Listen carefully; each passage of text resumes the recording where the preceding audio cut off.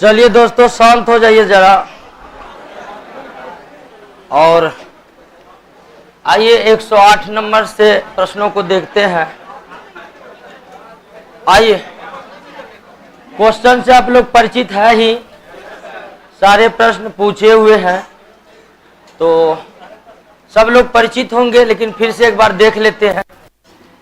Bread mould, bread खाए हैं, उसी वही ब्रेड की बात हो रही है। राइजोपस में जनन होता है, यानी जनन की बात है कि जनन होता है, तो है ना।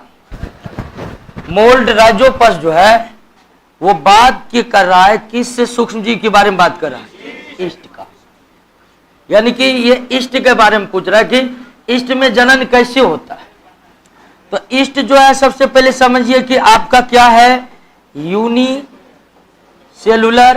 फंगी है। यह ईस्ट क्या है? यूनिसेलुलर फंगी, जिसका उपयोग ब्रेड बनाने में तो होता ही, जो दिया हुआ यहाँ पर। दूसरा, इसका इस्तेमाल शराब निर्माण में भी होता है। शराब निर्माण कहिए तो इथाइल अल्कोहल C2H5OH, इन सब के निर्माण में इस सूक्ष्मजीव का यूज होता है। और पूछ रहा कि इसमें जनन कैसे होता है, तो इसमें जनन होने का जो तरीका है वो है आपका अलैंगिक जनन होता है। ठीक है, कैसा जनन होता है? अलैंगिक जनन होता है। लेकिन इसमें ऑप्शन के अनुसार आप देखिए तो अलैंगिक जनन के कई विधि है। अलैंगिक जनन कई विधि से होता है, या यही कहिए कि सब जीवों जिनमें अलैंगिक जनन होता है एक तरह से नहीं होता है, भिन्न भिन्न तरह से होता है। तो अलैंगिक जनन कहीं एक विधि है हमारे, क्या? मुकुलन। क्या है? मुकुलन, जिसको इंग्लिश में कहते हैं बडिंग, इंग्लिश में कहते हैं बडिंग। तो इसी विधि द्वारा ईस्ट में होता है। जो एक के कवक है ईस्ट, वह मुकुलन के द्वारा जनन करते हैं। और मुकुलन जो है एक प्रकार का कैसा जनन है? अलैंगिक जनन है। अलैंगिक जनन वो जनन है जिसमें मेल फीमेल भाग नहीं लेते, मतलब एक ही जीव भाग लेते हैं, या यूं कहिए कि जिसमें फर्टिलाइजेशन होता ही नहीं है, वही क्या है? अलैंगिक जनन। जैसे ही फर्टिलाइजेशन, निषेचन होगा तो वो लैंगिक जनन हो जाएगा।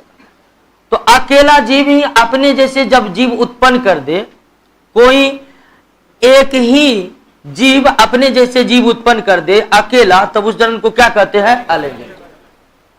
और इसमें फर्टिलाइजेशन नहीं होती है। और यह विधि प्रचलित है सबसे ज्यादा किसमें? जो भी एक कोशिकीय जीव है। ठीक है, जो भी एक कोशिकीय जीव है, यूनिसेलुलर जीव है, सब में लगभग किस विधि द्वारा होता है? अलैंगिक जनन होता है। तो आंसर में देखिए, ऑप्शन में आप देखिए, अलैंगिक जनन भी है। जनन प्रजनन एक दूसरे के पर्यायवाची है, इंग्लिश में रिप्रोडक्शन ही कहते हैं। तो अलैंगिक जनन भी है और मुकुलन भी। तो सबसे बेस्ट ऑप्शन मुकुलन ही है, शुरुआत में है। और ईस्ट जो है चर्चित है अलैंगिक जनन के लिए ही। क्लियर हो गया? और ईस्ट है क्या दोस्तों? फंगी। और फंगी बहुकोशिकीय होते हैं। बहुत कम ऐसे फंगी है जो एक कोशिकीय, नहीं तो लगभग फंगी जो है आपका कैसा जीव है? बहुकोशिकीय जीव है। मशरूम तो आप जानते होंगे, बहुत खाए भी होंगे, वो भी क्या है हमारा? तो फंगी अधिकांशतः बहुकोशिकीय होते हैं, अर्थात आंखों से दिखने वाले होते हैं। कुछ एक कोशिकीय होते हैं, और उस कुछ में जो सबसे ज्यादा चर्चित है एक कोशिकीय वाला, वो कौन है? ईस्ट।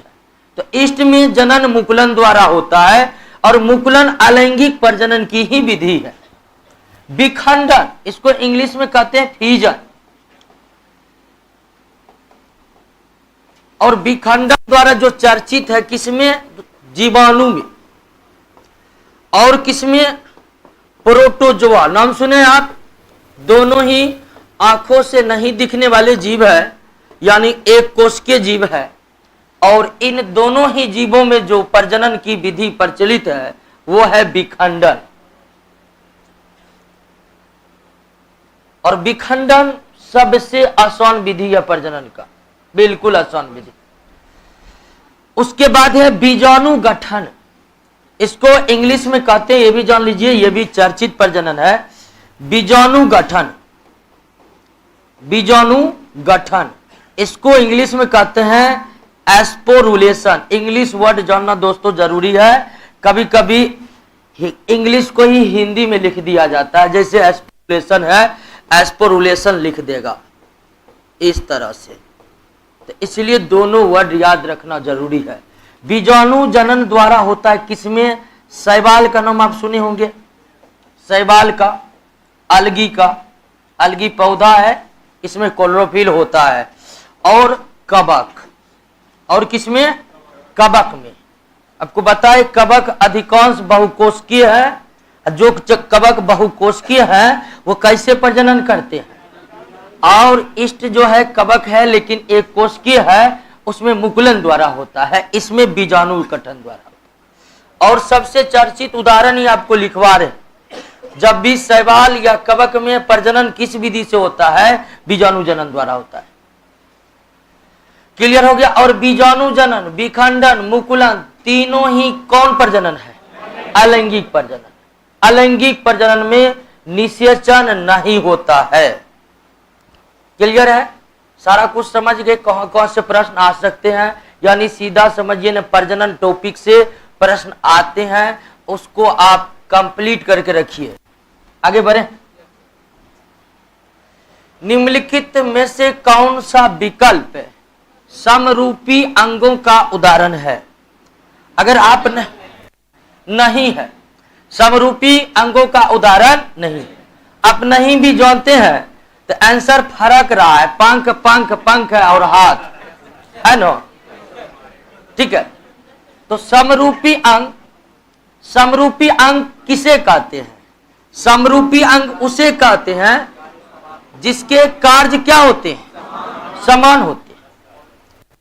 और उत्पत्ति यानी कि ओरिजिन, वो किस प्रकार से उत्पन्न हुआ है, किस प्रकार से उत्पत्ति और संरचना, खासकर आंतरिक संरचना, ये क्या होते हैं? भिन्न होते हैं। ऐसे अंग जिनकी कार्य एक समान हो लेकिन उनकी संरचना समान नहीं हो, भिन्न भिन्न हो, तो ऐसे ही अंगों को क्या कहते हैं? समरूपी अंग कहते हैं या समरूप अंग कहते हैं, और इंग्लिश में कहते हैं एनालोगस।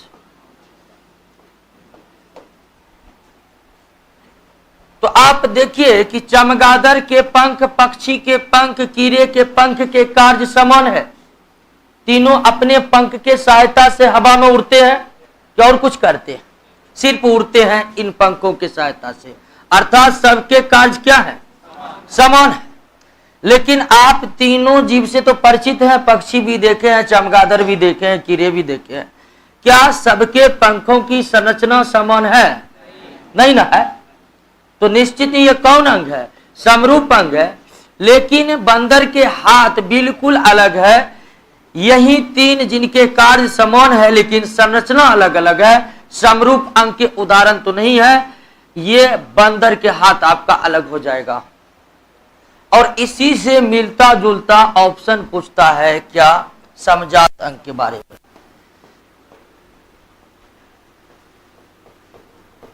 समजात अंग, इसको इंग्लिश में कहते हैं होमोलोगस। कई बार पूछा गया है। तो समजात अंग ठीक इसका उल्टा होता है। आप समरूप अंग को समझे कि नहीं समझे?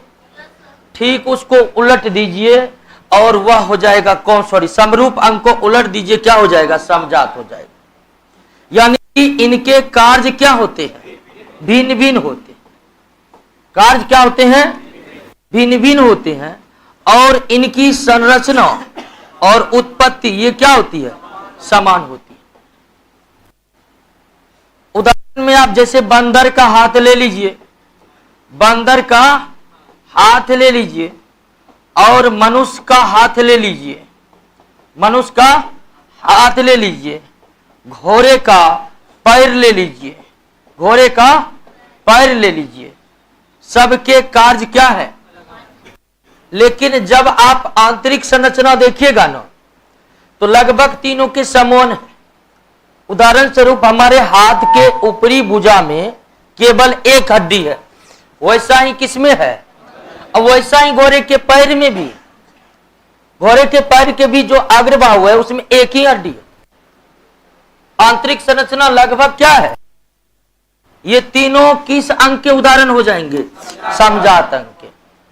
तो समरूप अंग समजात अंग के बारे में यही कॉन्सेप्ट है कि समरूप अंग ऐसे अंग होते हैं जिनके कार्य समान होते हैं, संरचनाएं भिन्न होती है, आंतरिक संरचनाएं भिन्न होती है, और समजात में संरचना भिन्न समान होती है, कार्य क्या होते हैं, भिन्न होते हैं।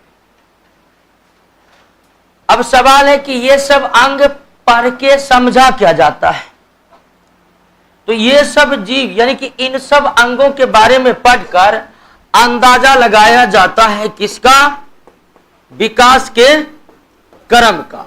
और किसके विकास के क्रम का, जीवों के विकास के क्रम का। और ये विकास का क्रम कहां पर हुआ है, पृथ्वी पर हुआ है। यानी पृथ्वी पर जो आज इतने जाति है कैसे कैसे विकास किए हैं, यही जब हम जानने की कोशिश करेंगे तब हमें पढ़ना पड़ेगा किसके बारे में, समरूपी अंग के बारे में, समजात अंग के बारे में। इसको पढ़कर ही हम विकास की प्रक्रिया को समझेंगे। तो अब पढ़िएगा, फिलहाल ये दोनों को तो याद रखिएगा दोस्तों। कोई भी वस्तु यदि स्थिर है, स्थिर है, स्थिर होने का मतलब होता है कि समय के साथ स्थिति में कोई परिवर्तन नहीं होना। समय के साथ जब वस्तु के स्थिति में, पोजीशन में कोई अंतर नहीं आता है तो हम कहते हैं कि वो क्या है, स्थिर है। लेकिन वास्तविकता यही है कि पृथ्वी पर कुछ भी स्थिर नहीं है, क्योंकि पृथ्वी खुद गतिशील है, तो उस पर स्थित वस्तु क्या स्थिर हो सकती, तो ये अलग बात है। तो सच्चाई यह है कि कोई भी चीज स्थिर नहीं है।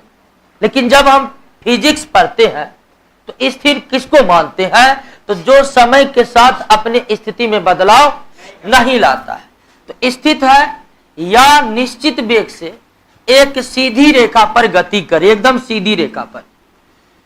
तो यदि उस पर कोई बाह्य बल नहीं लगाया जाए तो वह अपनी प्रारंभिक अवस्था में ही बनी रहती है। अर्थात किस अवस्था में बनी रहती है, स्थिर अवस्था। यानी कि बल जब तक नहीं लगाएंगे वह स्थिर अवस्था में हुई है। यह कथन कौन सा कथन है, तो ये न्यूटन का क्या है, प्रथम नियम।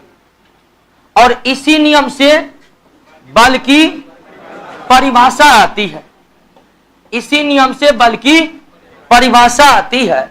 और परिभाषा क्या आती है और कैसे आती है, तो नियम यही है। इसमें कह रहा है कि बाह्य बल नहीं लगाया जाए तो स्थिति में परिवर्तन नहीं होगा, प्रारंभिक अवस्था में ही बनी रहती है। तो इसको पलटा दीजिए कि बल वह कारक है जो स्थिर वस्तु के स्थिति में क्या ला सकता है, परिवर्तन ला सकता है। जब तक वो नहीं लगेगा परिवर्तन नहीं, यही है परिभाषा। द्वितीय गति नियम से बल का फार्मूला प्राप्त होता है, F बराबर ma।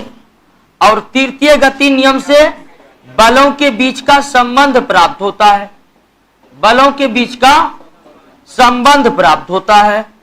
और यह संबंध यही है कि ब्रह्मांड में जहां भी बल होगा तो एक साथ कितने होगा, दो होगा। एक साथ एक अकेला बल का अस्तित्व इस पूरे ब्रह्मांड में कहीं पर नहीं है। या इसको इस तरह से समझिए कि अगर वस्तु A वस्तु B पर बल लगाया और इस बल को कहते हैं क्रिया बल, यानी क्या, एक्शन फोर्स। अब क्रिया बल जैसे ही किसी पर आरोपित होगा तो निश्चित ही क्या होगा, प्रतिक्रिया होगा। क्यों, तो न्यूटन के तीसरे गति नियम से जो प्रूव्ड है, अब सवाल नहीं करा कर सकते, ठीक है। तो ये प्रतिक्रिया होगा, रिएक्शन।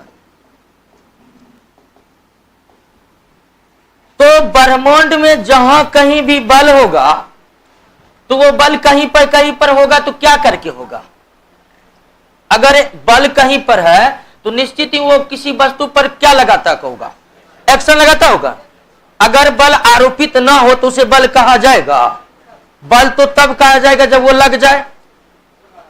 तो जहां कहीं भी बल होता है ना, उसको क्रिया करना ही पड़ेगा, इसीलिए प्रतिक्रिया होगा ही होगा। इसीलिए ब्रह्मांड में कहीं पर भी कितने बल एक साथ रहते हैं? 2 बल रहते हैं। अब यहां पर एक क्वेश्चन ये पूछा जाता है कि न्यूटन के तृतीय गति नियम के अनुसार क्रिया और प्रतिक्रिया बल, एक्शन और रिएक्शन फोर्स एक ही वस्तु पर लगा होता है या भिन्न भिन्न वस्तु पर? बिल्कुल, ये भिन्न भिन्न पर नहीं, हमेशा भिन्न भिन्न वस्तुओं पर ही लगा होगा। क्या संभव है कि क्रिया और प्रतिक्रिया केवल बी पर हो? जो नहीं है। उसी तरह यह भी संभव नहीं कि दोनों बल ए पर हो। तो क्रिया और प्रतिक्रिया बल भिन्न भिन्न वस्तु पर नहीं, हमेशा भिन्न भिन्न वस्तु पर ही लगता है, यह अनिवार्य है। तो ये बात भी याद रखिएगा। तो न्यूटन के गति का प्रथम नियम बल की परिभाषा, द्वितीय नियम बल का फार्मूला, तृतीय नियम से बलों के बीच का संबंध प्राप्त होता है। अब देखिए कि इसी में से अगर आप बाह्य बल को काट दीजिए, इस नियम में से बाह्य बल को क्या करिए? हटा दीजिए, बल शब्द को हटा दीजिए। आप कोई वस्तु स्थिर या निश्चित वेग से सीधी रेखा पर गति कर रहा तो वह अपनी प्रारंभिक अवस्था में ही बनी रहती है। तो कोई बाह्य बल नहीं लगाया जाए, यदि उस पर कोई बाह्य बल नहीं लगाया जाए, ये लाइन हटा दीजिए, तो एक और नियम निकलता है। कोई वस्तु यदि स्थिर है या निश्चित वेग से एक सीधी रेखा पर गति कर रही है तो वह अपनी प्रारंभिक अवस्था में ही बनी रहती है। यह कथन किसका है? तो यह कथन है दोस्तों गैलीलियो का। किसका है? गैलीलियो का यह कथन है। और गैलीलियो का यह कथन ही उसका नियम भी है। और उसके नियम को क्या कहते हैं? जड़त्व का नियम, इनर्शिया, लॉ ऑफ इनर्शिया कहते हैं।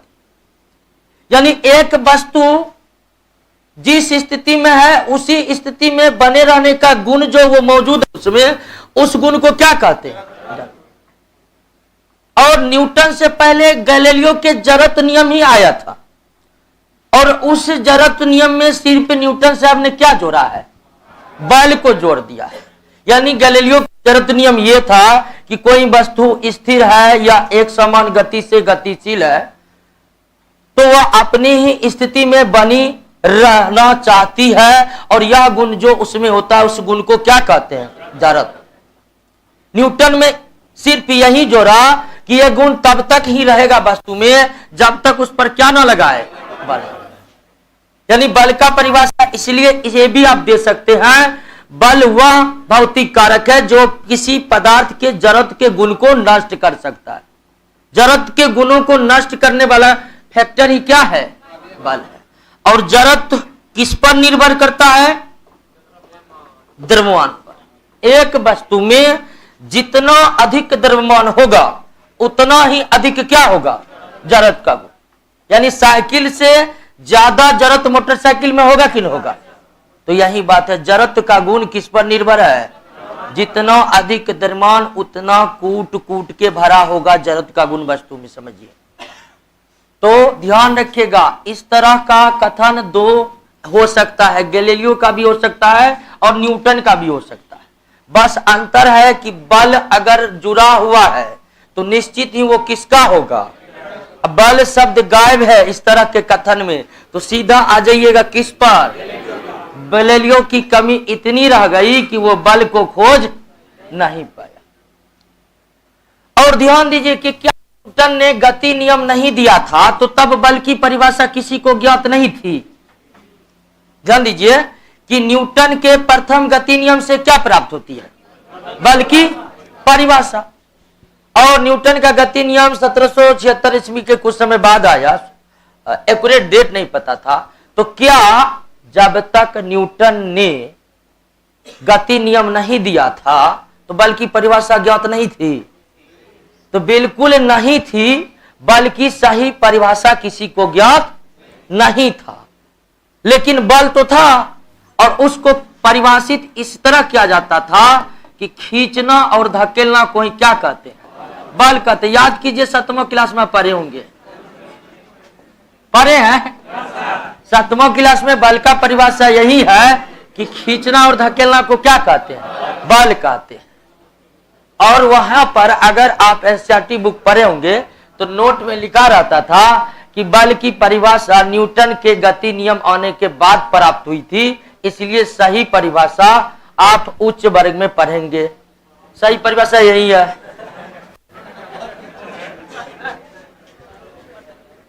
आगे बढ़े। इकाई, बिल्कुल हम सारे जल्दी जल्दी सब क्वेश्चन से आप परिचित हैं। हम चाह रहे हैं कि परिधि से प्रश्न आए तो आप टॉप पर रहे, ठीक है।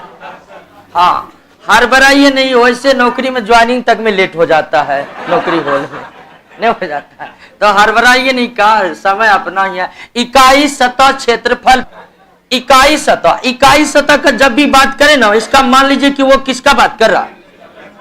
1 मीटर स्क्वायर। अब कहिए मीटर स्क्वायर तो नहीं है, तो क्षेत्रफल का ऐसा ही मात्रा क्या है? मीटर। इकाई का मतलब क्या होता है? यानी बात हो रही है 1 मीटर प्रति स्क्वायर। तो इकाई सतह क्षेत्रफल यानी कि 1 मीटर स्क्वायर पर लंबवत, एकदम परपेंडिकुलर लंबवत लगने वाले बल निम्नलिखित में से किसे परिभाषित करता है? तो निश्चित तौर पर बल है तो बल को तो परिभाषित नहीं करेगा, दूसरा कुछ को परिभाषित करेगा। किसको परिभाषित करता है? दाब को। और दाब बराबर क्या होता है? बल बटे क्षेत्रफल। क्लियर? अब लेकिन अगर आपको दे दे कि पूरे सतह पर लंबवत लगने वाले बल को क्या कहते हैं? बल को क्या कहते हैं? देखिए यहां पर देखिए, दाब का परिभाषा आप समझे ना, दाब क्या है? दाब में हमेशा क्या रहेगा? जब भी दाब की हम बात करेंगे 1 मीटर स्क्वायर क्षेत्रफल पर लगने वाले बल की बात करेंगे, तो इकाई सतह क्षेत्रफल पर लंबवत लगने वाले बल को दाब कहते हैं। लेकिन पूरे सतह पर लंबवत लगने वाले बल को क्या कहते हैं? तब इसे दाब नहीं कहते हैं, तब इसे हिंदी में प्रणोद कहते हैं, इंग्लिश में थ्रस्ट कहते हैं। क्या कहते हैं? प्रणोद या थ्रस्ट। पूरे सतह पर लंबवत लगने वाले बल को प्रणोद कहते हैं, इकाई सतह पर लगने वाले बल को क्या कहते हैं? दाब कहते हैं। अब कहिएगा कि ये कॉन्सेप्ट आया कहां से? तो ये कॉन्सेप्ट आता है दोस्तों, मान लीजिए कि एक बर्तन है और इसमें एक आपका जो पदार्थ रखा है वो रखा है कैसा पदार्थ? ठोस पदार्थ। और एक बर्तन है और इसमें रखा है मान लीजिए कैसा पदार्थ? द्रव पदार्थ। अब आपसे पूछा जाएगा कि ये ठोस क्या इस बर्तन के पेंदे पर दाब आरोपित करता है? अजी करेगा जी। गुरुत्व बल पृथ्वी पर से नष्ट नहीं हो सकता, ये बात तो पता है कि नहीं पता? ये बल नष्ट हो सकता है। तो ये जो ठोस जो दाब डाल रहा है पेंदे के इसी हिस्से पर डाल रहा है, इसी हिस्से पर डाल रहा है। क्या यहां भी दाब डाल रहा है? यहां भी डाल रहा है। लेकिन जब एक द्रव बर्तन में कैद होता है तो आपसे पूछा जाएगा कहां दाब डालता है? तो इस पर भी दाब डालता है, इस पर भी दाब डालता है और इस पर भी दाब डालता है।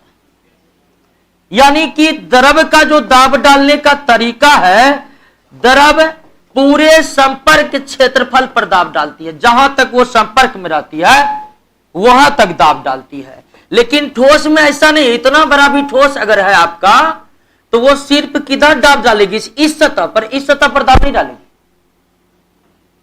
तो जब हम द्रव द्वारा आरोपित बल की बात करते हैं तब स्थिति आती है किसकी? एक द्रव कितना दाब डाल रहा है या कितना बल लगा रहा है बर्तन की सतह पर, तब गणना किसका किया जाता है? और दाब का संबंध किसके लिए किया जाता है? ठोस के लिए। तो यहां दो परिभाषा आप याद रखिए कि इकाई सतह क्षेत्रफल पर लंबवत लगने वाले बल को दाब कहते हैं, जबकि पूरे सतह लंबवत लगने वाले बल को क्या कहते हैं? और ये पूरे सतह पर लंबवत बल लगा कौन सकता है? तो कौन सकता है? द्रव लगा सकता है। क्लियर है? और चूंकि प्रणोद बल है तो इसका मात्रक दोस्तों न्यूटन ही है। प्रणोद का मात्रक ऐसा ही मात्रक क्या है? न्यूटन है। लेकिन दाब का ऐसा ही मात्रक क्या है? न्यूटन प्रति मीटर स्क्वायर। और एक वैज्ञानिक हुए ब्लेज पास्कल, जो दाब के क्षेत्र में काफी काम किए थे, हाइड्रोलिक ब्रेक वाला काम आपको याद होगा उनका। तो ब्लेज पास्कल के सम्मान में इस न्यूटन प्रति मीटर स्क्वायर को पास्कल भी कहा जाता है।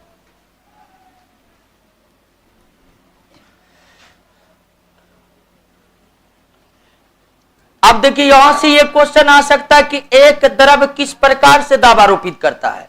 तो सभी संपर्क क्षेत्रफल पर। निम्नलिखित में कौन सा कथन सही नहीं है? यह भी बड़ी आसानी से जिंदगी का अनुभवों से आंसर दिया जा सकता है। इथेनॉल जो है यह आईपेक नेम है। इथेनॉल सामान्य नाम इसका क्या है? इथाइल अल्कोहल, यानी कि प्रचलित नाम है इथाइल अल्कोहल और आईपेक नेम है इथेनॉल। और इसका फार्मूला है C2H5OH। तो जब भी इथेनॉल की बात हो तो समझिए इथाइल अल्कोहल की बात हो रही है।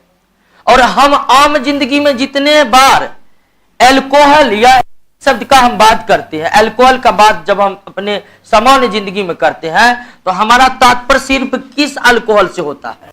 इथाइल। यानी कि हम जो समान अर्थों में निजी जिंदगी में या फिर कहिए कि रोज की जिंदगी में जब अल्कोहल की बात करते हैं तो उसका अर्थ किस प्रकार का अल्कोहल होता है? तो ये हुआ सामान्य अल्कोहल।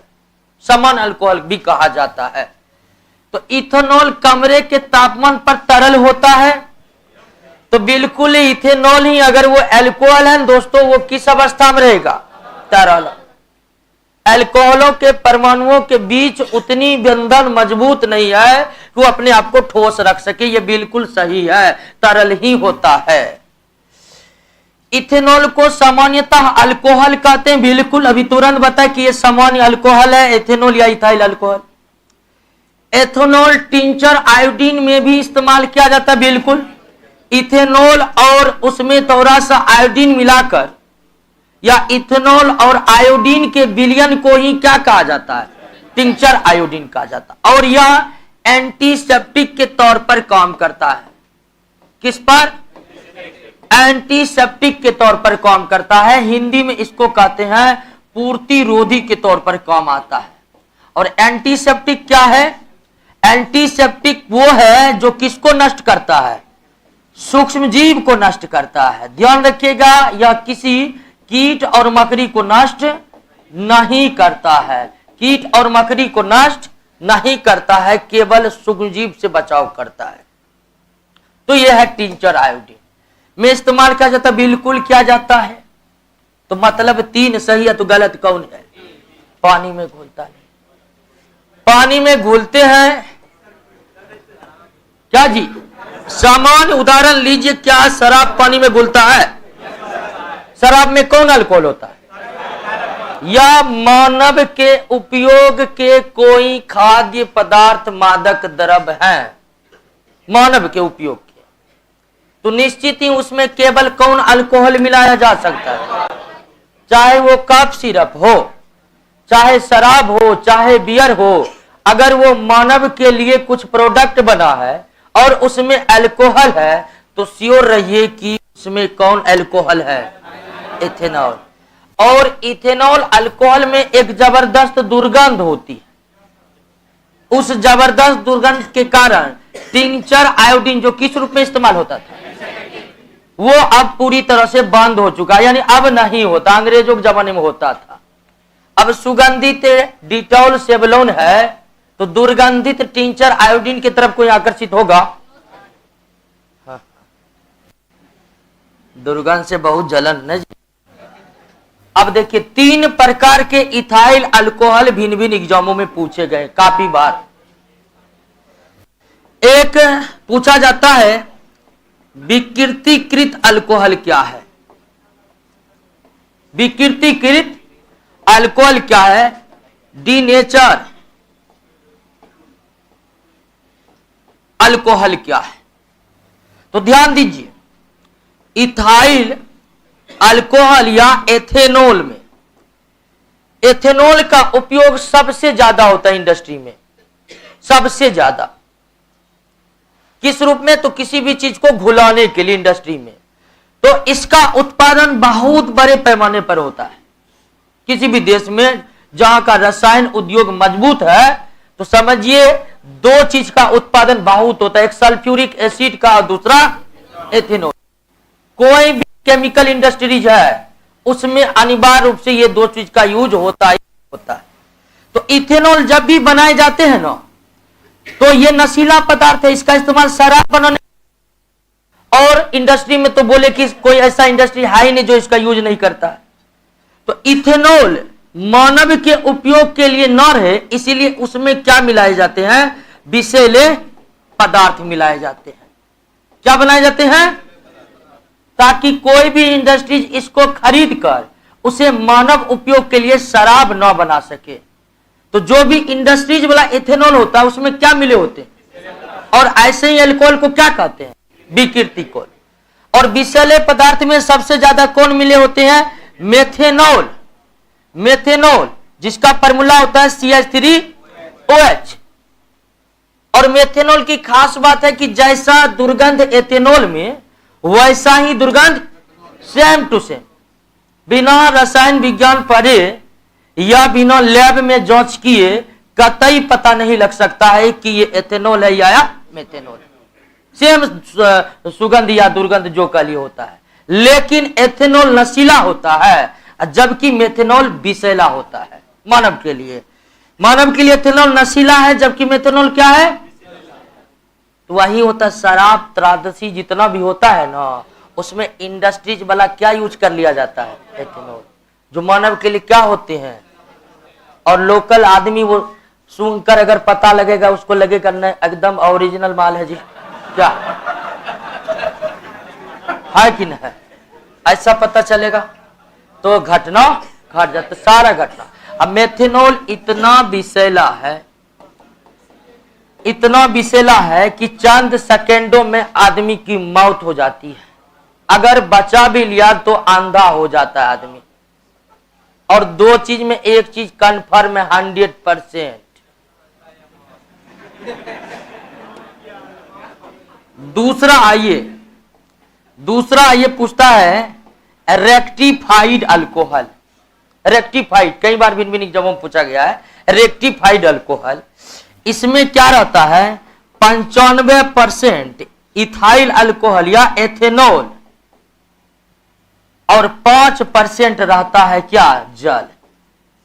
5% जल युक्त इथेनॉल या इथाइल अल्कोहल को कहते हैं रेक्टिफाइड अल्कोहल। Rectified alcohol. तीसरा, इंग्लिश में भी रेक्टिफाइड ही कहते हैं, परिशुद्ध अल्कोहल। परिशुद्ध, एब्सोल्यूट अल्कोहल। परिशुद्ध या एब्सोल्यूट अल्कोहल मतलब क्या, 100% इथेनॉल या इथाइल अल्कोहल, उसमें पानी की कोई मात्रा नहीं है, इसे कहते हैं परिशुद्ध अल्कोहल। तीनों एग्जाम काफी बार पूछा गया है।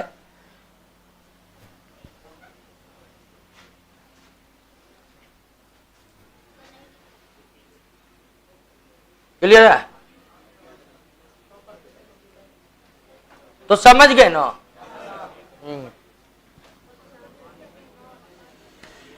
मिल्क ऑफ मैग्नीशिया कहते किसको है तो जानते ही होंगे, मैग्नीशियम हाइड्रोक्साइड को। मैग्नीशियम हाइड्रोक्साइड को मिल्क ऑफ मैग्नीशिया कहते हैं। क्यों कहते हैं, तो इसका जो जलीय विलयन होता है इसका जो जलीय विलयन, यानी कि इसको जब हम जल में घोल दे तब जो विलयन बनेगा, वह जलीय विलयन एकदम हूबहू किसके तरह दिखता है, इसीलिए मिल्क कहा जाता है। अब मैग्नीशिया तो ये खुद है ही, तो milk of magnesia magnesium hydroxide के उनके जलीय प्रवृत्ति के कारण कहा जाता है। का पीएच कितना होता है, आप तो जानेंगे कि जब भी पीएच होगा 7 से ज्यादा होगा, क्योंकि आर्हेनियस का सिद्धांत है जिसमें OH होगा वो क्या होगा, जिसमें H होगा वो क्या होगा, अम्ल होगा। ये आर्हेनियस प्रूव कर चुके हैं। OH होगा तो वो क्षारीय ही होगा और उसका पीएच 7 से अधिक होगा। तो A नहीं होगा, B भी लगभग नहीं होगा। आप पढ़े होंगे रक्त का कितना होता है, मानव ब्लड, ठीक है, मानव के रक्त का 7.4 होता है। 14 तो प्रबल क्षारीय है। प्रबल क्षारीय कोई तब ही हो सकता है जब उसमें प्रबल अभिक्रियाशील धातु हो, तो ये होता है सोडियम हाइड्रोक्साइड का। आप जानते होंगे पोटेशियम के बाद सबसे ज्यादा अभिक्रियाशील धातु कौन है, सोडियम हाइड्रोक्साइड। तो सोडियम हाइड्रोक्साइड और पोटेशियम हाइड्रोक्साइड एकदम प्रबल क्षारीय पदार्थ है। बच गया कौन, 10.5 होता है। मिल्क ऑफ मैग्नीशिया का पीएच मान 10.5 होता है। और 14 में आप जाइएगा तो सोडियम हाइड्रोक्साइड, पोटेशियम हाइड्रोक्साइड, ये सब जो हाइड्रोक्साइड है इन सब का 14 होता है पीएच मान। तो पीएच मान याद कर लीजिएगा, 10-12 ठो रहता है, याद कर लीजिएगा तो एक आध नंबर के लिए टेंशन फ्री हो सकते हैं। कौन सा चूना पत्थर को निरूपित करता है, ठीक है, चूना पत्थर। तो चूना पत्थर कह लीजिए, संगमरमर कह लीजिए, ठीक है, बात एक ही है। ये कहा जाता है कैल्शियम कार्बोनेट को। कैल्शियम सल्फेट और कैल्शियम ऑक्साइड को क्या कहते हैं, क्विक लाइम कहते हैं। क्विक लाइम या इसको कहते हैं बिना बुझा हुआ चूना, बिना बुझा हुआ चूना। और कोई भी चीज बुझेगा तब जब पानी डालेंगे, तो इसको बुझा दीजिए, पानी डाल दीजिए, पानी डालिएगा बुझ जाएगा और बन जाएगा क्या, कैल्शियम हाइड्रोक्साइड। और इसको कहते हैं क्या, बुझा हुआ चूना। इसी से घरों की सफेदी की जाती है। और ये मैग्नीशियम सल्फेट हो गया, कोई विशेष नाम तो है नहीं, तो इसके बारे में तो पूछा गया है, इसको याद रखिएगा। क्विक लाइम, बिना बुझा हुआ चूना और बुझा हुआ चूना। तो संगमरमर का पूछे या चूना पत्थर का पूछे, और ये कैल्शियम कार्बोनेट होता है और इसकी कोई कमी नहीं है भारत में। सेलेट आग्नेय चट्टान है वह उपकरण जो विद्युत धारा उत्पन्न करने के लिए इस्तेमाल किया जाता है। तो वो कौन है, जनित्र। इंग्लिश में क्या कहते हैं, डायनेमो कहते हैं। क्या कहते हैं, डायनेमो कहते हैं, ठीक है, डायनेमो कहते हैं जनित्र। और डायनेमो से एसी विद्युत धारा भी उत्पन्न किया जा सकता है और डीसी दोनों उत्पन्न किया जा सकता है, लेकिन दोनों जनित्र अलग अलग सिद्धांतों पर कार्य करने वाले होते हैं। गैल्वेनोमीटर से क्या मापा जाता है, धारा, विद्युत धारा की उपस्थिति, विद्युत धारा की उपस्थिति और दिशा का मापन किया जाता है। किसी क्षेत्र में विद्युत धारा है तो उसे हम गैल्वेनोमीटर से माप सकते कि है कि नहीं है विद्युत की उपस्थिति। आमीटर से क्या मापा जाता है, विद्युत धारा मापा जाता है। विद्युत धारा, इलेक्ट्रिक करंट मापा जाता है। किसमें मापा जाता है, एम्पियर में मापा जाता है, जिसका सिंबल बड़ा ए है, एम्पियर में मापा जाता है।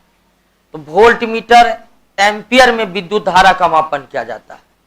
और एक अच्छे वोल्ट मीटर का जो रेसिस्टेंस यानी प्रतिरोध होनी चाहिए, वो कितनी होनी चाहिए, 0 होनी चाहिए। क्या होनी चाहिए, शून्य होनी चाहिए। एक अच्छे अमीटर या आदर्श अमीटर का प्रतिरोध कितना होनी चाहिए?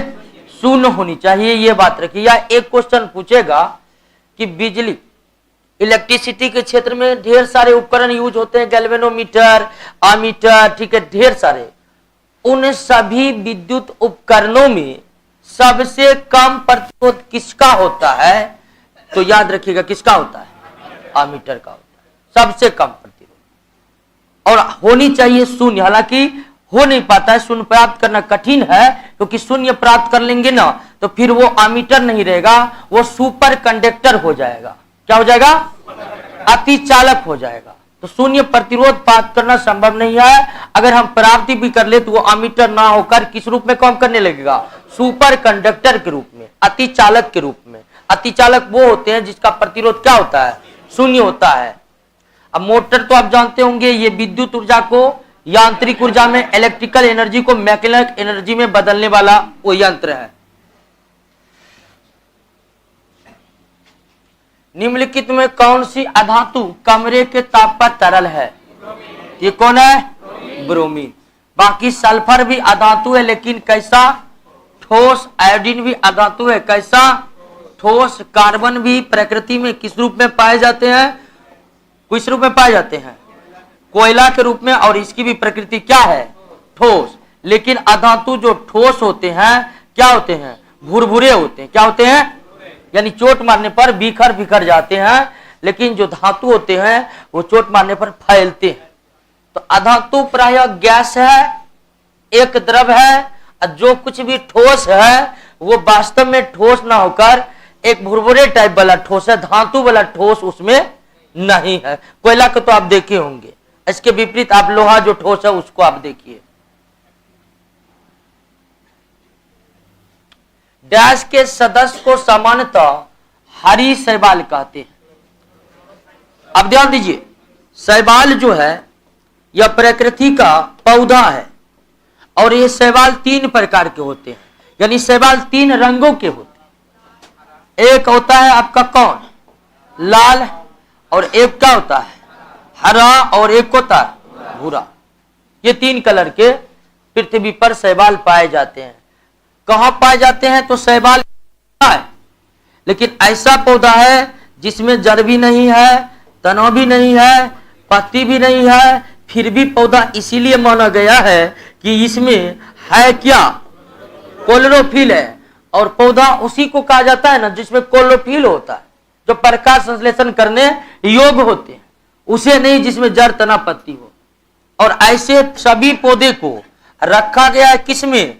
थाइलोफाइटा में। किसमें? अगर पूछेगा थाइलोफाइटा समूह के सबसे प्रमुख पौधा कौन है? जिसमें जड़ नहीं होता है, तना नहीं होता है और पत्ती। अब निश्चित ही जो पौधा में जड़ नहीं होगा वो भूमि पर रहने योग्य है। तो अर्थात शैवाल कहाँ रहते हैं? जल में रहते हैं या दलदल में रहते हैं। और कितने कलर के होते हैं? अब जो हरी शैवाल है उसे क्लोरोफिल कहते हैं। हरी शैवाल क्या कहते हैं? लाल शैवाल को रोडोफाइसी कहते हैं। सी नंबर जो रोडोफाइसी लाल शैवाल को। और भूरा शैवाल को क्या कहते हैं? थियोसाइफी कहते हैं। और ऐसा अलग अलग रंग क्यों होता है? तो इसमें अलग अलग टाइप के क्लोरोफिल है। अब पढ़े होंगे क्लोरोफिल भी एक तरह के नहीं होते, कई प्रकार के होते हैं, जिसको नाम दिया गया है chlorophyll A, chlorophyll B, chlorophyll C, chlorophyll D, इस तरह से नाम दिए हैं खोजने के बाद। तो अलग अलग रंग के क्लोरोफिल होने के कारण ही शैवाल के रंग क्या होते हैं? अलग अलग होते हैं। और जिस तरह थैलोफाइटा पौधा है ना, उसी तरह ब्रायोफाइटा भी पौधे का क्या है? समूह। जैसे थैलोफाइटा पौधे के समूह है और इस थैलोफाइटा में उन सभी पौधों को रख दिया गया है जिसमें जड़ नहीं है, तना नहीं है और पत्ती। ठीक उसी तरह ब्रायोफाइटा में उस पौधे को रखा गया है जिसमें तना है, पत्ती है, लेकिन जड़ नहीं है। ऐसे पौधे जिसमें तना है, पत्ती है, लेकिन जड़ नहीं है, उसको ब्रायोफाइटा में रखा गया है। और इसमें जो सबसे चर्चित पौधा है माउस, लिवरवट, ये दोनों ब्रायोफाइटा के चर्चित पौधे हैं। अब देखिए दोस्तों, इसमें भी जड़ नहीं है, ये भी प्राय कहाँ रहेगा, जल में या दलदल में रहेगा, या ऐसे जगह रहेगा जो हमेशा भींगा हो, दीवार पर भी रहेगा, जो दीवार हमेशा क्या रहता है, भींगा भींगा टाइप का रहता है, वहां पर बर्फ फटा रह सकता है। तो माउस और लीवर बर्ड, और ध्यान दीजिए, इसे पादप जगत का क्या कहा जाता है, उभयचर कहा जाता है, उभयचर कहा जाता है, पादप जगत का उभयचर।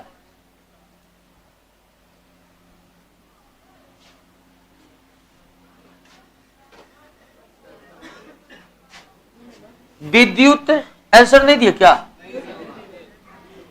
आओ, इस सवाल को क्या कहते हैं, कोलेरोफाइसी कहते हैं। विद्युत विभवांतर का ऐसा ही मात्रक क्या है, विद्युत ऊर्जा का भी मात्रक वही है जो ऊर्जा का। तो जब भी पूछे ना विद्युत ऊर्जा का ऐसा ही मात्रक क्या है, तो जूल ही है। हालांकि व्यवहार में किसका यूज होता है, किलोवाट घंटा का, लेकिन ऐसा ही मात्रक क्या है, जूल ही है। एम्पियर विद्युत धारा, एम्पियर किसका मात्रक है, विद्युत धारा इलेक्ट्रिक करंट का। और कूलम किसका मात्रक है, विद्युत आवेश का मात्रक है। किसका मात्रक है, और प्रतिरोध का मात्रक आप जानते होंगे ओम होता है, प्रतिरोध का मात्रक। एक विशिष्ट प्रतिरोध, उसका ओम मीटर होता है। तो जानते हैं, सब याद करके रखिएगा, मात्रक पूछ सकता है।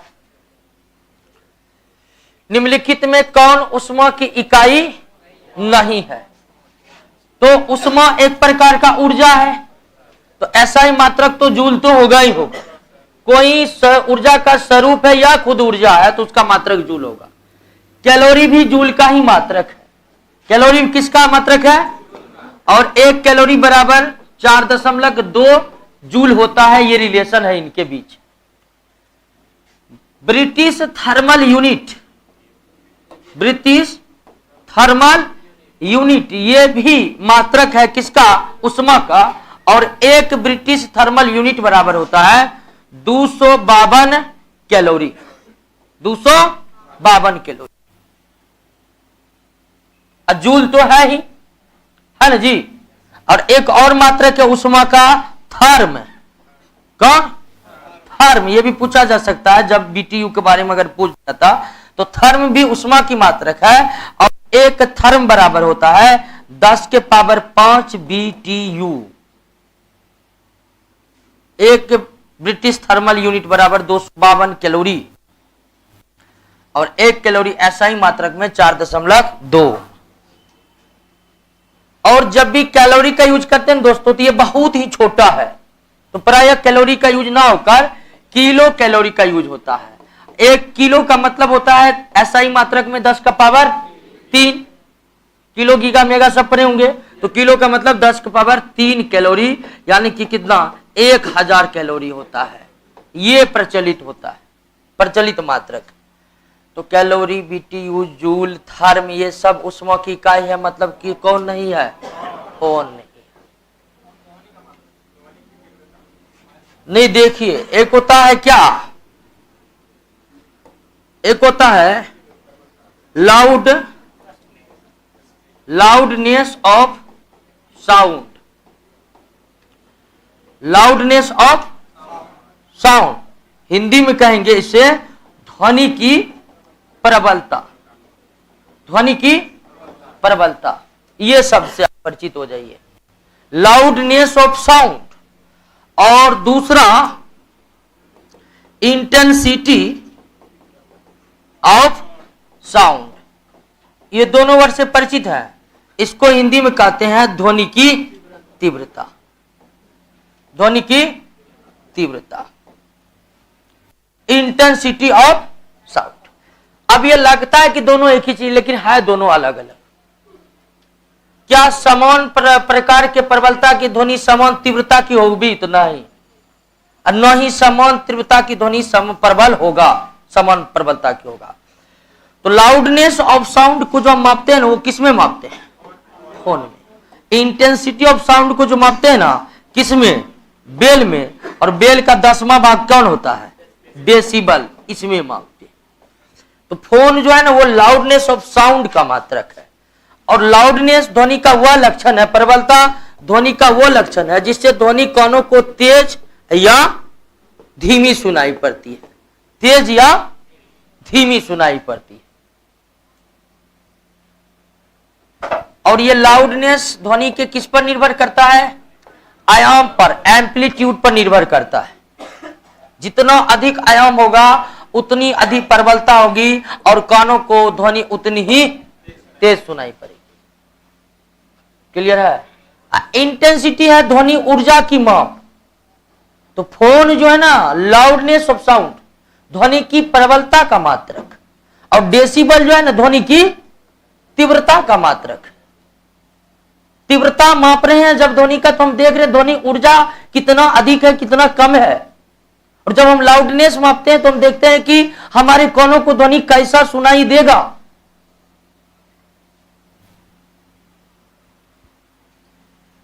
आगे आते हैं। पुंगनुर किसकी नस्ल है? गाय की नस्ल है, गाय की। बाकी सबका भी नस्ल याद, इसका चर्चित नस्ल एक तो याद ही रखिए, कौन? पश्मीना, जो कश्मीर में होता है जिससे ऊन बनते हैं जी, पश्मीना शॉल बनता है, ये काफी चर्चित है। पश्मीना किस्म बकरी। अब भैंस में कौन याद रखेगा? मुर्रा। जाफरा, चलिए दोस्तों याद ही है तो क्या बताएं। अब पूरा तैयारी टनाटन है, नहीं याद है जिनको याद कर लीजिएगा, लूसेंट में दिया हुआ है। ठीक है। तारों का टिमटिमाना तारों की रोशनी के वायुमंडल में से किसके कारण होता है? अपवर्तन के कारण होते हैं। ठीक है, अपवर्तन। वर्ण विक्षेपण के कारण क्या बनते हैं? इंद्र धनुष। ठीक है। प्रकीर्णन के कारण कौन कौन सी घटना? हाँ, सूर्य का रंग, सूर्य का रंग सुबह और शाम को, सुबह और शाम को कैसा दिखाई देता है? किसके कारण? प्रकीर्णन के कारण। ठीक है, प्रकीर्णन कारण। और सूर्य का रंग दोपहर में श्वेत क्यों दिखाई देता है? उसका भी उत्तर क्या होगा? हाँ, लेकिन अलग अलग से प्रभावी होते हैं। क्लियर है? तो अपवर्तन के कारण तारे टिमटिमाते हैं। और उसके बाद जल के अंदर जितने भी घटनाएं पूछे सबका कारण क्या होगा? जल के अंदर का दृष्टि भ्रम के बारे में कोई भी क्वेश्चन पूछा जाए, श्योर रहिए उसका आंसर क्या होगा? अपवर्तन होगा। क्यों होता है ये जानने के लिए अब समय नहीं रहा, लेकिन आप मानिए कि होता है। निम्नलिखित में किसने विद्युत चुंबकीय प्रेरण की खोज की थी? किसने? फैराडे ने। और विद्युत चुंबकीय प्रेरण के सिद्धांत पर ही बनाए जाते हैं क्या? डायनेमो बनाए जाते हैं। यानी पूछे डायनेमो के खोजकर्ता वो भी कौन है? हालांकि वो खोज नहीं किए थे, लेकिन उन सिद्धांतों को वही देने वाले थे जिन सिद्धांतों पर काम करते हैं कौन? डायनेमो। केपलर जानते हैं आप कौन? ग्रह के गति नियम देने वाले हैं। ओम का नियम तो आप जानते होंगे, V बराबर IR। अगर किसी चालक तार का ताप को कांस्टेंट रखा जाए तो उसमें बहने वाली विद्युत धारा चालक तार के दोनों सिरों के विभवांतर के समानुपाती होते हैं। ये किसका नियम है? यानी विभवांतर यानी वोल्ट, एम्पियर यानी विद्युत धारा के समानुपाती होते हैं। वोल्ट जितना बढ़ाते जाएंगे विद्युत धारा का मान उतना बढ़ते जा रहा है। बस हमको रखना है किसको? कांस्टेंट। तो ये ओम का नियम है। जूल का नियम क्या है? जूल का नियम है विद्युत धारा के ऊष्मीय प्रभाव से विद्युत धारा के ऊष्मीय प्रभाव, हीटिंग इफेक्ट ऑफ इलेक्ट्रिसिटी का नियम किसने दिया है? जूल ने दिया है। जूल का नियम किससे है दोस्तों? Heating effect of electricity, heating effect of electricity. और 3 नियम है, तीनों नियम पूछा जा सकता है। 3 नियम। पहला, विद्युत धारा जो है एक परिपथ में विद्युत धारा कितना बहेगा इसके संबंध में है, और यह है W बराबर I² RT। यानी जूल का कहना है कि जब भी विद्युत धारा बहेगा और अगर उष्मा उत्पन्न होता है तो उसी घटना को क्या कहते हैं, विद्युत धारा के। जहां पर भी विद्युत धारा जा रहा है और उसके कारण वह उपकरण गर्म हो रहा है, तो समझिए वो किन सिद्धांतों पर कार्य करने वाला है, विद्युत धारा के।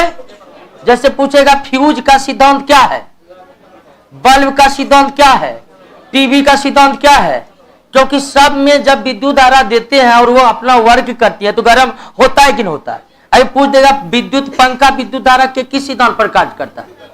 अब इसके 3 नियम है कि विद्युत धारा देंगे तो उष्मा कितना उत्पन्न होगा, तो उष्मा उत्पन्न जो होता है वो विद्युत धारा के वर्ग के क्या होता है, समानुपाती। दूसरा नियम है उत्पन्न उष्मा प्रतिरोध के क्या होता है, और तीसरा है उत्पन्न उष्मा समय के क्या होता है, समानुपाती।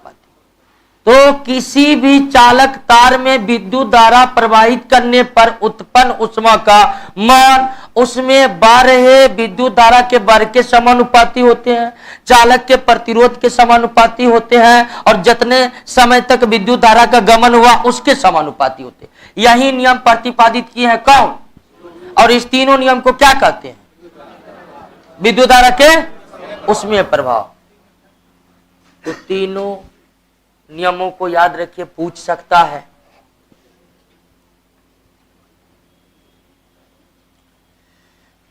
लघु परिपथन, इंग्लिश में इसको कहते हैं शॉर्ट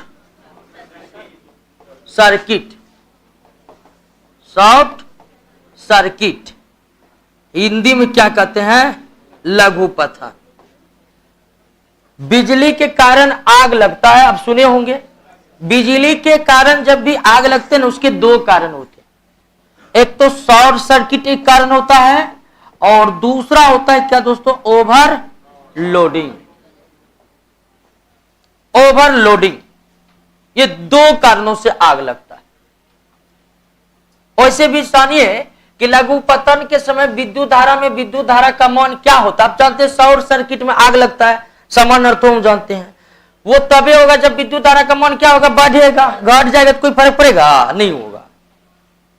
तो इसका उत्तर आप नहीं भी जानते, अंदाज लगा। लघु परिपथन का इंग्लिश अगर रहता तो आराम से आंसर देते हैं कि इससे विद्युत धारा बहुत ज्यादा बढ़ जाता है, क्योंकि आप जानते हैं समान रूप से इससे आग लगती है। लेकिन इसको समझना है कि शॉर्ट सर्किट या ओवरलोडिंग होता कैसे है। आप जानते हैं कि तार के साथ 2 तार होते हैं, एक गर्म तार जो किस रंग का रहता है, और एक रहता है न्यूट्रल, जिसको हम कभी कभी क्या बोल देते हैं, ठंडा, न्यूट्रल रहता है। ठीक है, ये आपको कैसा रहता है, नीला या काला रहता है, और इस पर चढ़ा रहता है एक विद्युत रोधी परत। क्या चढ़ा रहता है, अगर वह किसी कारणवश वो विद्युत रोधी परत तार पर से हट गया, दोनों तार पर से, और दोनों तार एक दूसरे के संपर्क में आ गया, यानी कि कवच हट गया, नहीं बोलते नंगा तार शब्द का हम लोग इस्तेमाल करते हैं जब विद्युत रोधी कवर हट जाए। तो मान लीजिए दोनों पर से कवर हट गया और दोनों सट गया, तो एक प्रतिरोध आर जो क्या हो जाता है, क्या हो जाता है, बहुत कम हो जाता है। आर बहुत यानी प्रतिरोध बहुत क्या हो जाता है, कम हो जाता है। अब देखिए ओम के नियम से भी बराबर, हमारे घरों में वोल्ट हमेशा फिक्स रहता है, कितना सप्लाई हमारे घर में जो विद्युत होती है कितने वोल्ट पर, ये कांस्टेंट रहेगा, ये घट नहीं बढ़ सकता है। लेकिन इस घटना के कारण आर क्या हो गया है, तो अपने आप आई क्या होगा, विद्युत धारा बढ़ जाएगा। और एकाएक जो बढ़ता है ना, चिंगारी उठती है, और चिंगारी उठने से अगर वो मान लीजिए कोई ज्वलनशील पदार्थ पर गिर गया तो क्या लग जाता है, आग लग जाता है। तो इसी घटना को कहते हैं क्या, शॉर्ट सर्किट। तो शॉर्ट सर्किट क्या है समझ गए।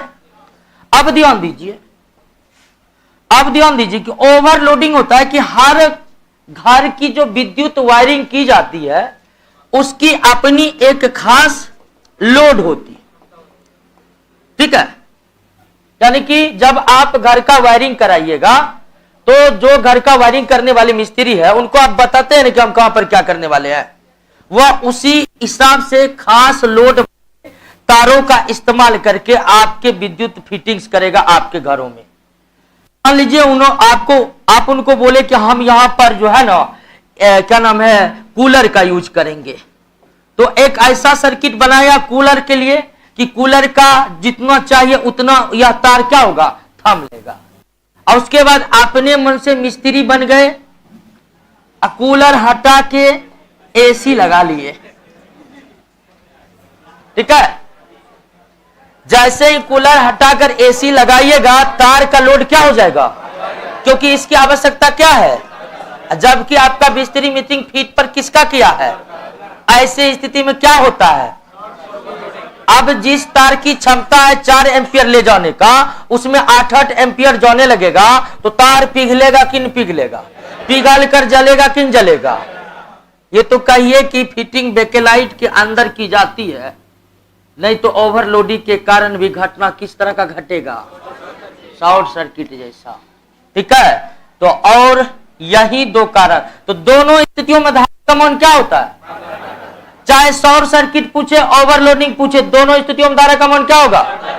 और दोनों से बचने के लिए किसका इस्तेमाल, फ्यूज का इस्तेमाल किया जाता है। दोनों स्थितियों से बचने के लिए फ्यूज का इस्तेमाल किया जाता है।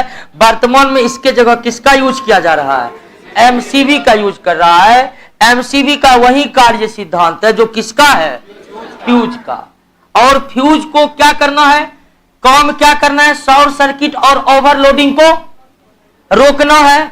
तो इस रोकने के लिए इसमें क्या खासियत होनी चाहिए, तो सबसे पहले इसका प्रतिरोध या विशिष्ट प्रतिरोध या क्या होनी चाहिए।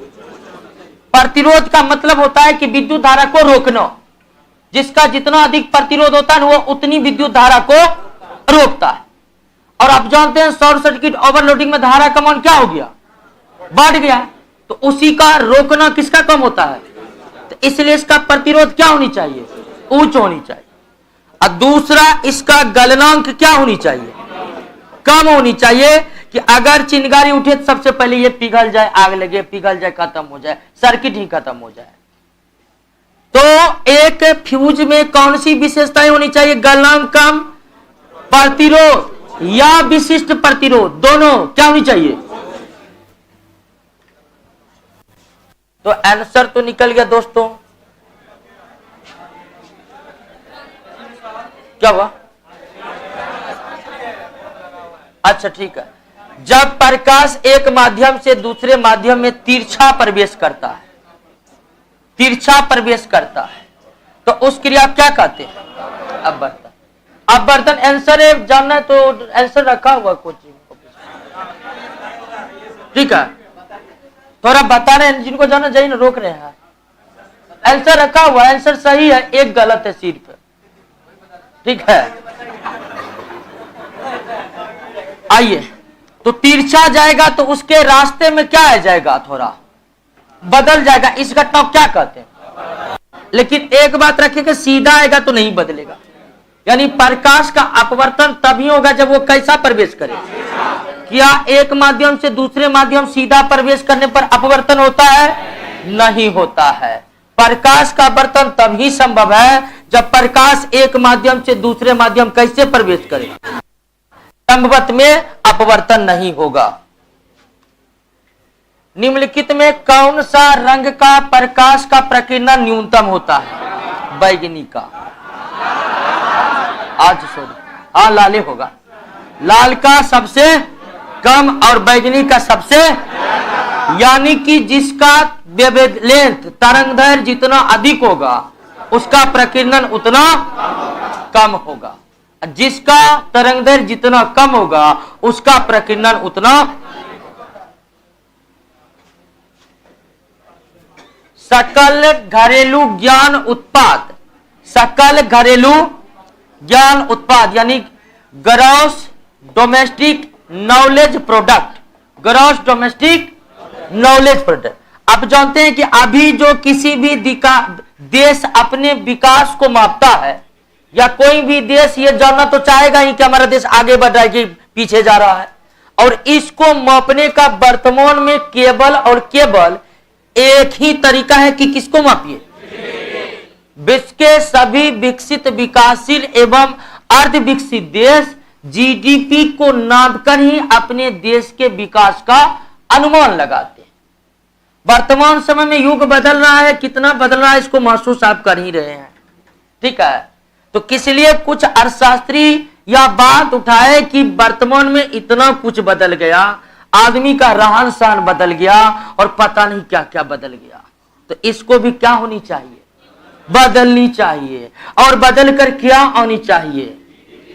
जीडीपी, जीडीकेपी यानी कि ग्रॉस डोमेस्टिक नॉलेज प्रोडक्ट, सकल घरेलू जानकारी। तो जीडीपी मापते हैं तो तब हम देखते हैं कि हमारे देश में प्रोडक्शन कितना हुआ। जीडीपी में किसको मापा जाता है? प्रोडक्शन। लेकिन ये जो है प्रोडक्शन मापने की बात नहीं कहता है, कि ये कहता है कि ज्ञान, नॉलेज में कितनी वृद्धि हुई उसको मापिए। या आदमी के बौद्धिक विकास कितना हुआ, वही वास्तविक जीडीपी होना चाहिए आज के इस दौर में। और यह बात सबसे पहले कहने वाले जो अर्थशास्त्री है वो है एम्बर्टो सुल्पासो। और सबसे बड़ी बात कि यह अर्थशास्त्री भारत में ही अपने भाषण के दौरान यह बात कहा और अपना इस थ्योरी को उन्होंने भारत में ही रखा।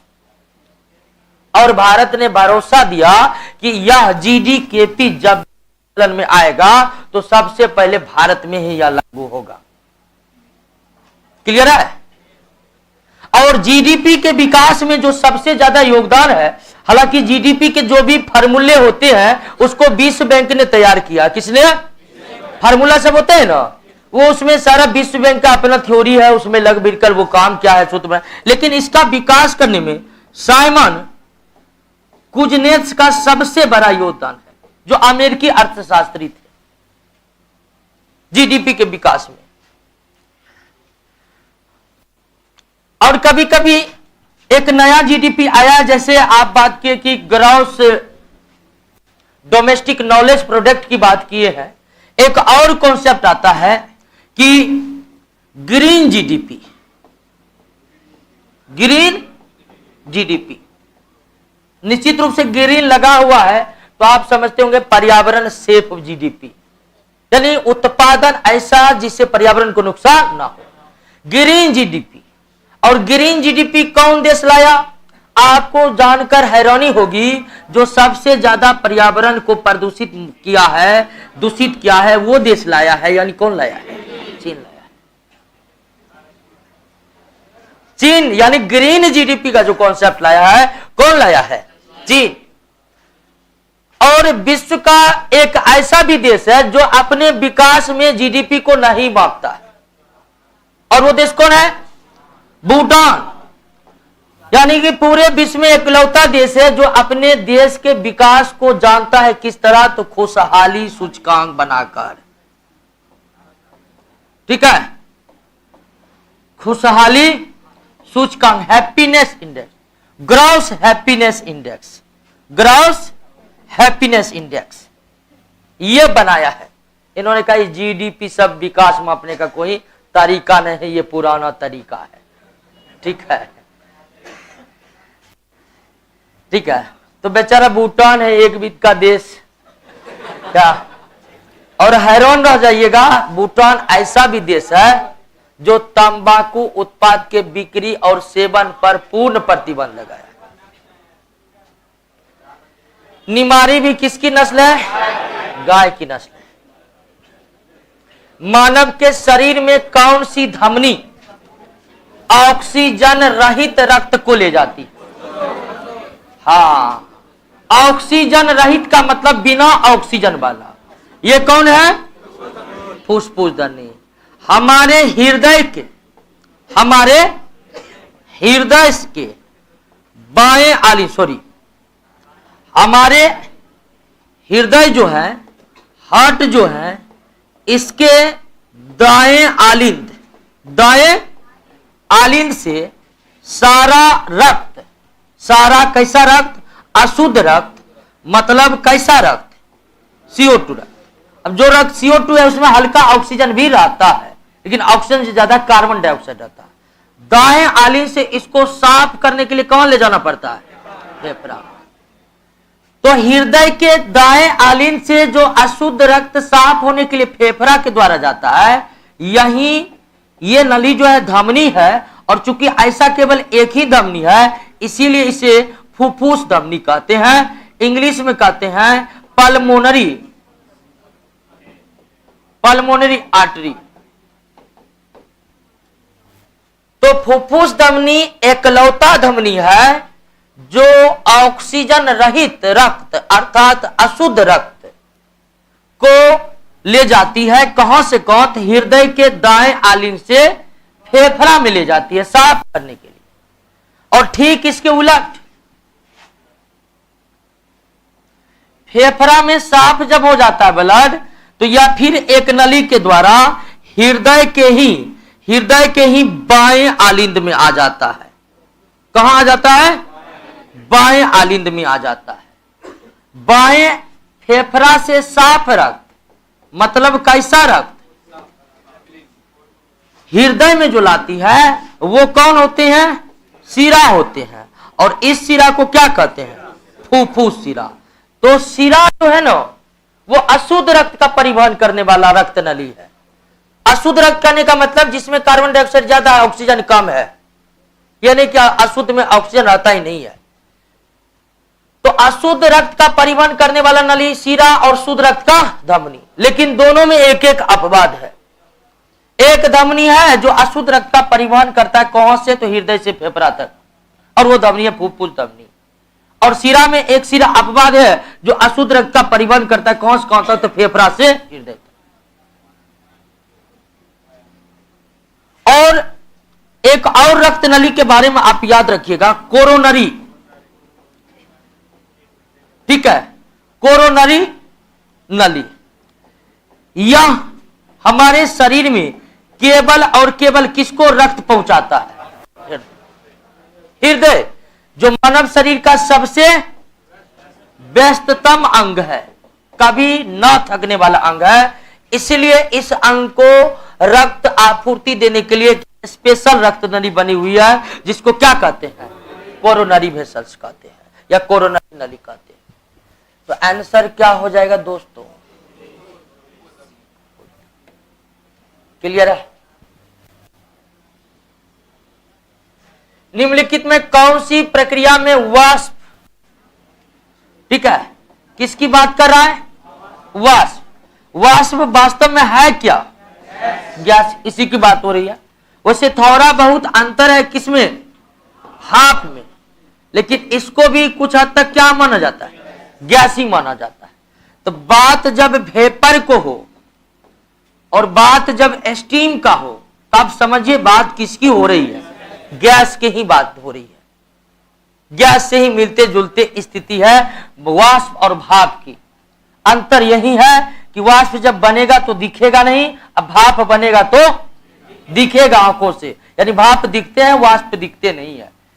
तो कौन सी प्रक्रिया वाष्प अर्थात किसको?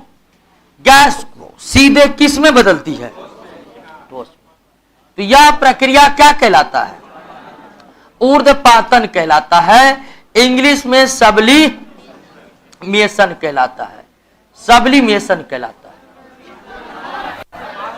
अब ध्यान दीजिए, बता रहे हैं कुछ ऐसे पदार्थ हैं जो ठोस है, उसको गर्म कर दीजिए तो सीधे क्या बन जाता है? गैस। कुछ पदार्थ ऐसे ठोस है, देखिए प्रकृति का नियम यही है कि ठोस को गर्म करेंगे तो पहले द्रव बनेगा, द्रव को गर्म करेंगे तो गैस बनेगा। ये समान प्राकृतिक नियम है कि ठोस को गर्म करिए द्रव होगा, द्रव को गर्म करिए गैस होगा। अपवाद स्वरूप कुछ पदार्थ हैं जो ठोस हैं, जिसमें कपूर हो गया, आयोडीन हो गया, ठीक है, आयोडीन हो गया, क्या हो गया? शुष्क बर्फ हो गया, क्या हो गया? शुष्क बर्फ हो गया, अमोनियम क्लोराइड हो गया। ये सब कुछ ऐसे ठोस हैं जिसको गर्म करिएगा तो द्रव अवस्था आती ही नहीं है, डायरेक्ट क्या होती है? गैस। यानी द्रव अवस्था गर्म करने पर आता ही नहीं है। और जब इनके गैस को आप ठंडा करिएगा ना, तो भी द्रव अवस्था की प्राप्ति नहीं होती है, तो भी डायरेक्ट क्या प्राप्त होता है? ठोस ही प्राप्त होता है। यानी कि इन सब पदार्थों जो है द्रव अवस्था में पाए ही नहीं जाते। अब देखिए गैस को भी ठंडा करेंगे तो पहले द्रव होगा, फिर द्रव को और ठंडा करेंगे तो क्या होगा? ठोस होगा। नियम तो ये ना जी, ठोस को गर्म करेंगे द्रव, द्रव को गर्म करेंगे। एक वस्तु की जो अवस्था बदलती है दोस्तों, ठोस को अगर आप गर्म करिएगा तो क्या बनेगा? द्रव। द्रव को गर्म करिएगा क्या बनेगा? गैस बनेगा। ठीक है, गैस को ठंडा करिएगा क्या बनेगा? द्रव। द्रव को ठंडा करिएगा क्या बनेगा? ठोस। ठंडा करने का मतलब उष्मा को निकालना, गर्म करने का मतलब उष्मा को देना। लेकिन इन सब पदार्थों में द्रव अवस्था न ही है ही नहीं, ना तो गर्म करने के क्रम में न ही, और इसी प्रक्रिया का नाम है ऊर्ध्वपातन। चाहे ठोस से गैस हो, चाहे गैस से ठोस हो। ऊर्ध्वपातन का अर्थ होता है कि इस अवस्था का लोप हो जाना, द्रव अवस्था का लोप हो जाना। ये दोनों ही स्थितियों में संभव है कुछ पदार्थों के साथ। इसीलिए वाष्प का सीधे ठोस में परिवर्तन होना क्या कहलाएगा? ऊर्ध्वपातन। बहुत खराब लगता है ना, तो आप इसे रिवर्स सब्लिमेशन कह सकते हैं, उत्क्रमित ऊर्ध्वपातन कह सकते हैं, लेकिन वो कहलाएगा क्या? और याद रखिए, जो पदार्थ ठोस से गर्म होकर सीधे वाष्प में बदलते हैं, वो वाष्प ठंडा करने भी सीधे किसमें बदलते हैं? ठोस में। दोनों ही प्रक्रिया क्या कहलाएगा? और याद रखिएगा, ऐसे पदार्थ है कपूर, आयोडीन, सूक्ष्म, अमोनियम क्लोराइड। अमोनियम क्लोराइड को नौसादर भी कहा जाता है, नौसादर। और एक है नेप्थलीन। नेप्थलीन जो कहिए कृत्रिम कपूर है, कृत्रिम कपूर।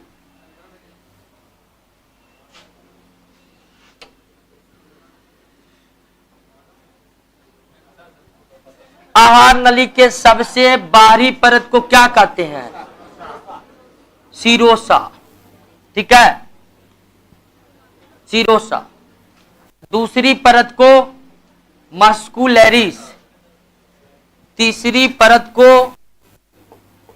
सब म्यूकोसा, और चौथी परत हो गया कौन? म्यूकोसा।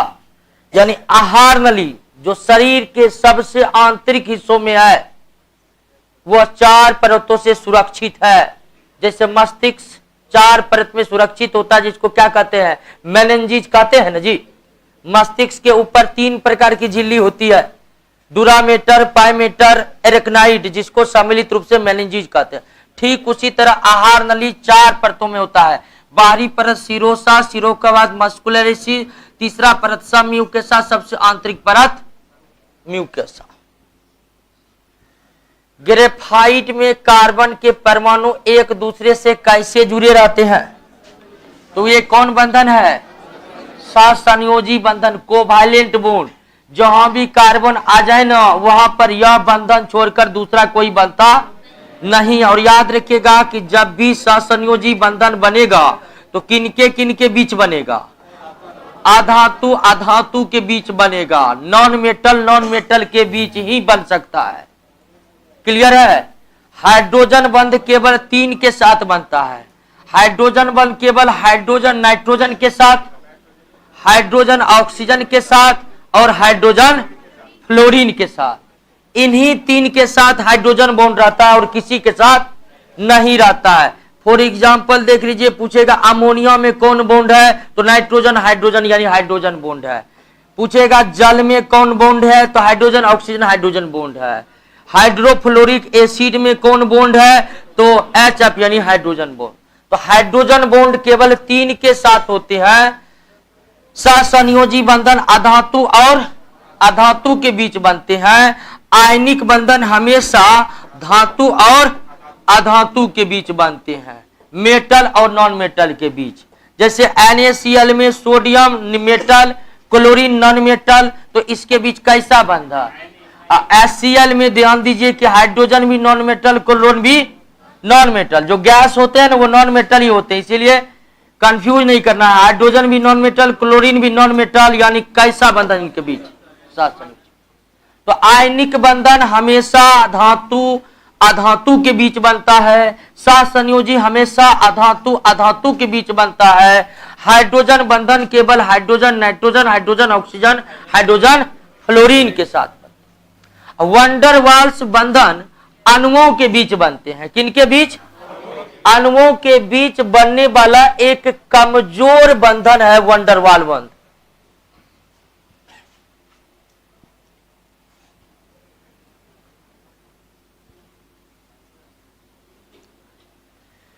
विद्युत मोटर, अभी तुरंत पढ़े थे क्वेश्चन में मोटर का उल्लेख। विद्युत मोटर एक ऐसी युक्ति है जो विद्युत ऊर्जा को मुख्यतः यांत्रिक ऊर्जा मैकेनिकल एनर्जी में कन्वर्ट करता है। निम्नलिखित में कौन सा मादा प्रजनन तंत्र का भाग नहीं है? नहीं है। अंडाशय यानी ओवरी तो है, गर्भाशय यानी कि यूटेरस तो है, शुक्रवाहिका को कहते हैं भाषा डिफरेंशिया, भाषा डिफरेंशिया, और ये किसका है? मेल का है।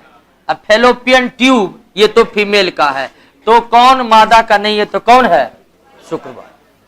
अब मेल में कौन कौन से प्रजनन तंत्र है नहीं याद होगा तो बिल्कुल याद कर लीजिएगा, इस बार के बारे में ही पूछा जा सकता है। ठीक है, सबसे प्रमुख है कौन? टेस्टिस। ठीक है, सबसे प्रमुख कौन है? टेस्टिस। दूसरा है ईपी डायमिस, इपीडायडेमिस। हिंदी में लिखना है तो उसी को हिंदी में लिख लीजिए। तीसरा है अभी तुरंत देखे, भाषा डिफरेंशिया। ठीक है, भाषा डिफरेंशिया। चौथा है आपका सेमिनल वेसिकल। पांचवा है आपका प्रोस्टेट ग्लैंड। छठा है आपका बल्बो यूरिथ्रल ग्लैंड के बारे में पूछा जाता है, इसीलिए इसको अच्छा से याद कर लीजिएगा। और सातवां हो गया पेनिस। ये 7 प्रजनन अंग होते हैं। Testis, epididymis, vas deferentia, seminal vesicles, prostate gland, bulbourethral gland और पेनिस। अब ध्यान दीजिए कि अब फीमेल में तो आप देख लिए 3 ही होते हैं। अब फीमेल में कम और मेल में इसलिए ज्यादा होते हैं कि मेल का जो रिप्रोडक्टिव सिस्टम है वो एक्सक्रीटरी सिस्टम का भी काम करता है। मेल का रिप्रोडक्टिव सिस्टम एक्सक्रीटरी सिस्टम यानी उत्सर्जन तंत्र की भी भूमिका अदा करता है, यानी कि यूरिन फॉर्मेशन करता है, उसको बाहर निकलवाता है। लेकिन फीमेल में अलग अलग ये सिस्टम बने हुए हैं, इसलिए उनके रिप्रोडक्टिव सिस्टम में कम अंग है और मेल में ज्यादा है। क्लियर है? फीमेल में अंडाशय, गर्भाशय, फैलोपियन ट्यूब का चौथा जो होता है वो भेजिना होता है। बस 4 प्रजनन अंग ही होते हैं। आइए, मनुष्य के शरीर के किस अंग ग्रंथि से वृद्धि हार्मोन निकलता है? पीयूष से, इंग्लिश में पिट्यूटरी कहते हैं। और पूछेगा मानव शरीर का सबसे महत्वपूर्ण ग्रंथि कौन है? पीयूष है, क्योंकि जो वृद्धि हार्मोन स्राव करता है वो सबसे महत्वपूर्ण होगा कि नहीं होगा? दिमाग पूरा विकसित कर जाए, शरीर छोटा का छोटा रह जाए, ये तो ठीक बात है नहीं, तो इसीलिए सबसे महत्वपूर्ण का सबसे ज्यादा हार्मोन कहां से निकालता है? पीयूष से निकालता है। उसके बाद पूछेगा सेक्स हार्मोन यानी कि हार्मोन कहां से स्रावित होता है? पीयूष से। और मानव शरीर का सबसे छोटी अंतःस्रावी ग्रंथि कौन है? पीयूष है। तो सबसे छोटी है लेकिन सबसे महत्वपूर्ण है, सबसे ज्यादा हार्मोन को निकालने वाला है। और खास बात, इस ग्रंथि के अभाव में बच्चा वयस्क बन ही नहीं पाएगा। बच्चा बच्चे रह जाएगा।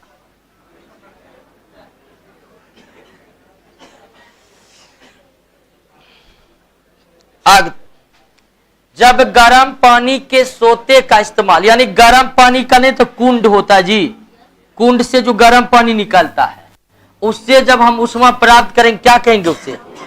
हाँ, इंग्लिश नाम देगा फिर कोई दिक्कत नहीं होगा। निम्नलिखित में कौन मीन वर्ग मछली वर्ग का जीव नहीं है? तो तारा मछली जो है ना यह इकाइनोडर्माटा फाइलम का है, और इकाइनोडर्माटा का सारा जीव क्या होता है? समुद्री। अगर पूछ दे कि किस संघ के सारे जीव समुद्री है तो निश्चित तौर पर आंसर क्या मारिए? सिल्वर मछली एक प्रकार का कीट है, इंसेक्ट है, और जो भी कीट होते हैं वो किसके होते हैं? आर्थ्रोपोडा का होते हैं। वेल जो है एक प्रकार का स्तनधारी है, क्योंकि यह बच्चे को जन्म देने वाले जीव है। जो बच्चे को जन्म देते हैं वो क्या होते हैं? स्तनधारी। और स्तनधारी मानव है, और मानव और सभी स्तनधारी कॉर्डाटा संघ के अंतर्गत आते हैं। बच गया कौन? शार्क। और याद रखिए ऐसे मछलियां हैं जिसमें कोई हड्डी नहीं होती है, और कुछ मछलियों में हड्डी नहीं भी होती है और कुछ में होती है। जैसे जितने भी कांटे वाले मछली है वो हड्डी वाले मछली है। तो बच गया शार्क। शार्क मछली है, हालांकि बहुत ही घातक मछली है। निम्न में कौन सा मादा प्रजनन तंत्र का भाग नहीं है?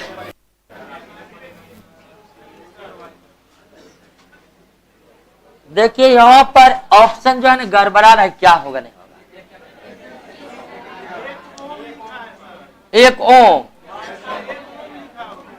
एक ओम बराबर 1 वोल्ट बटे, हाँ। अब देखिए ओम के नियम के अनुसार भी बराबर भी यानी वोल्ट, यानी विभवांतर किस में मापते हैं? वोल्ट में। आई यानी कि एम्पियर, आई यानी कि एम्पियर, आर यानी कि प्रतिरोध। तो ओम के नियम के अनुसार वोल्ट बराबर एम्पियर गुना, तो 1 ओम यानी प्रतिरोध बराबर हो जाएगा वोल्ट बटे, चूंकि एक एम्पियर ना होगा, 1 एम्पियर होगा।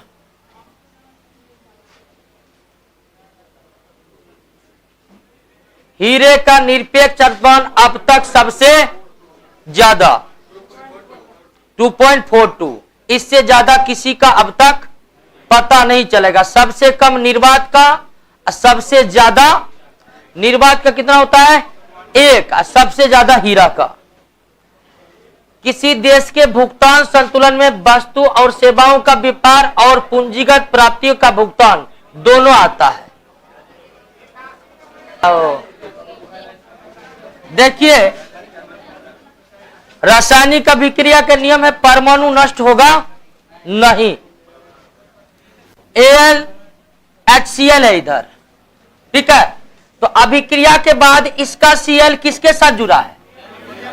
तो ऑक्सीजन विलुप्त नहीं होगा, ऑक्सीजन को खींचकर कौन लेगा? तो यहां पर क्या होगा? H2 होगा, ये क्लियर है।